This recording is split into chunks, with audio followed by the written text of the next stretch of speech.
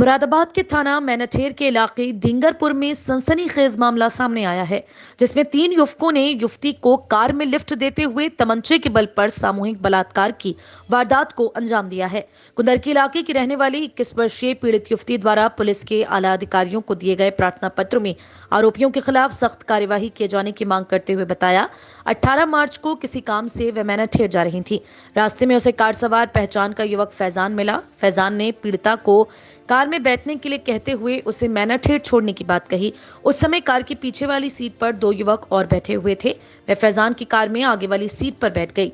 रास्ते में ढिंगरपुर के पास आते ही कार की स्पीड बढ़ा दी और जंगल में बने एक खंडर के पास कार को रोक लिया और उसे कार से नीचे उतारकर तमंचा दिखाते हुए जान से मारने की धमकी देते हुए चुप रहने को कहा और फैजान सहित कार में सवार तीनों युवकों ने बारी बारी उसके साथ बलात्कार की वारदात को अंजाम दिया। इतना ही नहीं, पीड़िता ने जब दरिंदों की इस हरकत का विरोध किया तो उसे लात घूंसों से मारपीट कर घायल कर दिया।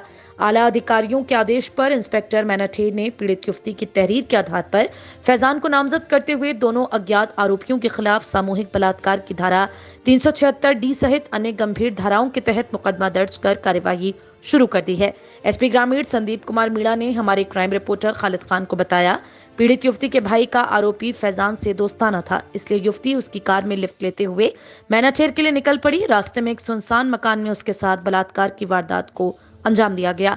पीड़ित युवती की तहरीर पर तीनों आरोपियों के खिलाफ मुकदमा दर्ज कर लिया गया है और तलाश में पुलिस टीमों का गठन किया गया है। जल्द ही आरोपियों को गिरफ्तार कर लिया जाएगा। कल हमारे पास एक प्रार्थना पत्र प्राप्त हुआ जिसमें लड़की के पिता दोनों हैं।